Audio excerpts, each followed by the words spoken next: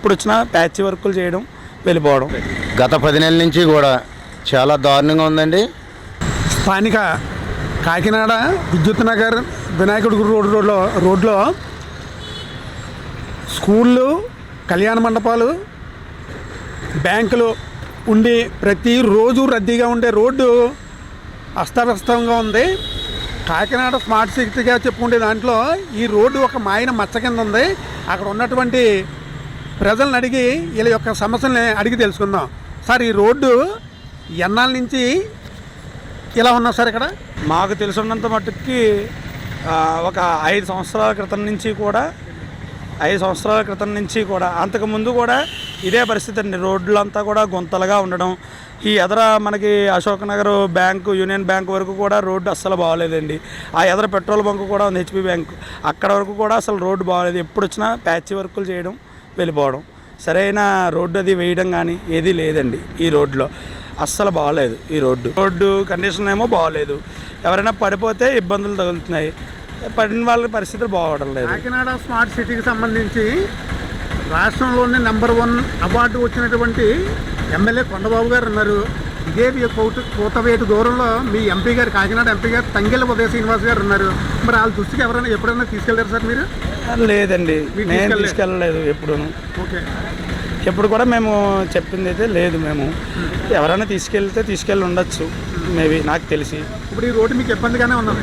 ఇబ్బందిగానే ఉందండి. అక్కడక్కడ గొంతలు అవి ఉన్నాయి, అవన్నీ కూడా క్లియర్ చేయాలి, నీట్గా ఉంచాలి. అది మా కోరిక. విద్యుత్ నగర్ వినాయకుడి గుడి దగ్గర ఉన్నటువంటి ఆటో స్టాండ్ సోదరుడు ఆయన యొక్క విషయాన్ని ఈ రోడ్డు గురించి తెలియపరుస్తారు. గత 10 నెలల నుంచి కూడా చాలా దారుణంగా ఉందండి. నేను విద్యుత్ నగర్ వినాయకుడి గుడి దాటాక వీరకమ్మల దాకా కూడా చాలా గోతులు. ఈ ప్యాచ్ వర్కులు చేసినా కాదండి, కొత్త రోడ్డు అయితే ఖచ్చితంగా వేయాలండి. మా పాసింజర్స్ మేము కూడా ఇబ్బంది పడుతున్నామండి దీనివల్ల. అది ఈ రోడ్డు ఎలా ఉండడం వల్ల మీ ఆటోలకి రిపేర్లు మా ఆటోలకి రిపేర్లు ఖచ్చితంగా వస్తున్నాయండి. దీనివల్ల మాకేంటంటే ఆటో పాడైపోతుందండి. పెద్ద వయసు వాళ్ళు ఇబ్బంది పడుతున్నారండి. ఏదైనా హాస్పిటల్కి వెళ్ళవలసిన వాళ్ళు చాలా ఇబ్బంది పడుతున్నారండి. ఇప్పుడు మీరు ప్రభుత్వ అధికారులకు కానీ, ఎమ్మెల్యే గారు కానీ, ఎంపీ గారు కానీ ఏ విధమైనటువంటి సలహా అడుగుతారు అనుకుంటున్నారు మీరు? మాకు దయచేసి ఈ రోడ్డు ఒకటి వేసి పెడితే మేమున్న ఏరియాలో మా ఆటోలకి, ప్యాసింజర్స్కి అందరికీ ఉపయోగపడుద్ది, ప్రజలకు ఉపయోగపడుద్ది మెయిన్ అదండి. ఎందుకంటే ఎప్పుడు రద్దీగా ఉండే రోడ్డు అండి.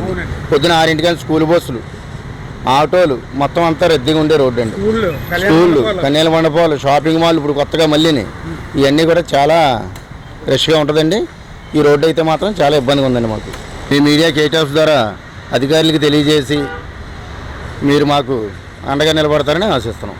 కాకినాడ ప్రజలందరికీ నా విన్నపం ఏంటంటే, మనం కాకినాడ ఒక పెన్షనర్ ప్యారడైజ్ అని, ఎంతో స్మార్ట్ సిటీ అని, ఎంతో అభివృద్ధి చెందిందని మాటల్లో మాట్లాడుకుంటాం తప్ప బయట చూస్తే మన రోడ్డే సాక్ష్యం దానికి. ఒక అండర్గ్రౌండ్ డ్రైనేజ్ లేదు, అడ్జస్ట్ అయిపోతున్నాం. మన కొత్తగా రోడ్లు వేయట్లేదు, అయినా అడ్జస్ట్ అయిపోతున్నాం. కనీసం గొంతులు పూడ్చే పరిస్థితి కూడా లేక ఈ రోడ్లో తిరిగే వాహనాలన్నీ చాలా ఇబ్బంది పడుతున్నాయి, చాలా యాక్సిడెంట్లు అవుతున్నాయి. సరే, కానీ అయినా సరే ఎవరు కూడా స్పందించట్లేదు. స్పందించకపోవడానికి వాళ్ళకి ఉన్న బిజీ కారణమా, లేదంటే ఏదోలాగా బతికేద్దాం, అడ్జస్ట్ అయిపోతాం కారణమా అర్థం కావట్లేదు. దీని మీద కొంచెం మీరు స్పందించాలని కోరుకుంటున్నాను. ఈ పరిస్థితిని కేటాక్స్ వారు ప్రభుత్వ దృష్టి తీసుకెళ్లాలని వినిపిస్తున్నాను. విద్యుత్ నగర్లో ఉన్నటువంటి సమస్యని కేటాక్స్ ద్వారా ప్రజల ముందు ఉంచడానికి మా ప్రయత్నం చేస్తున్నాం. చూస్తూనే ఉండండి కేటాక్.